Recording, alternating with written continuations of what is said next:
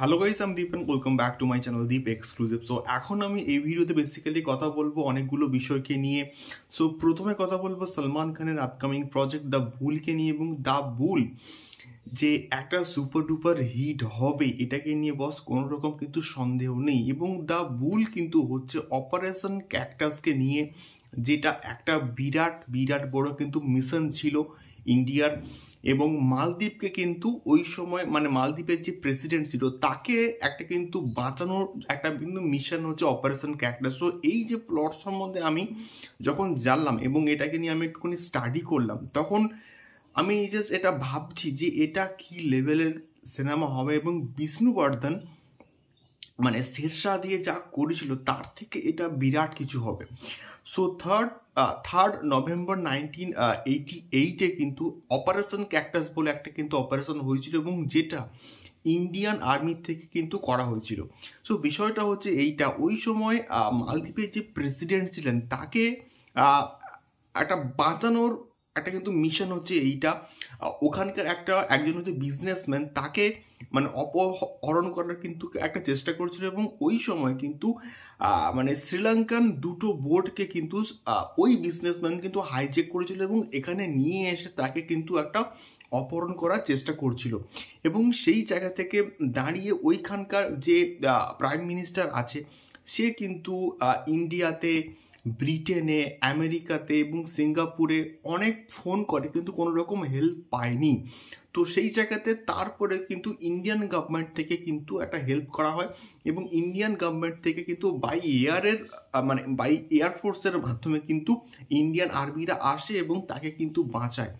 So এটাই হচ্ছে mainly plot হতে চলেছে, এবং এটা একটা দারুণ প্লট এবং দারুণ গল্প, এবং এর মাঝখানে কিন্তু অনেক লেয়ার্স আছে। এবং ডিউরিং দিস পিরিয়ড কিন্তু ওইখানকার যে পিএম আছে সে কিন্তু অনেকেই হচ্ছে মানে ফোন করে এবং অনেকে বলে যে তাদের এই মুহূর্তে সামর্থ্য নেই, এবং অনেকটা ডিস্টেন্স হচ্ছে আমাদের ইউএসএ যে আইল্যান্ড আছে সেখান থেকে অনেকটা ডিস্টেন্স রয়েছে, এবং সেখানকার সেনাবাহিনীরা আসতে এখানে কিন্তু অনেকটা সময় লাগবে। সো তারপরে কিন্তু ইন্ডিয়ান গভর্নমেন্ট থেকে এই ইনিশিয়েটিভটা নেওয়া হয়, এবং ইন্ডিয়ান গভর্নমেন্ট থেকে আর্মি পাঠিয়ে কিন্তু ওইখানকার প্রেসিডেন্ট যে আছে তাকে কিন্তু বাঁচানো হয়। এটাই হচ্ছে অপারেশন ক্যাকটাস, এবং এটার সম্ভবত নেতৃত্ব দেবেন হচ্ছে আমাদের সালমান খান, এবং এটাই হচ্ছে মেনলি প্লট হতে চলেছে পুরো অপারেশন ক্যাকটাসের।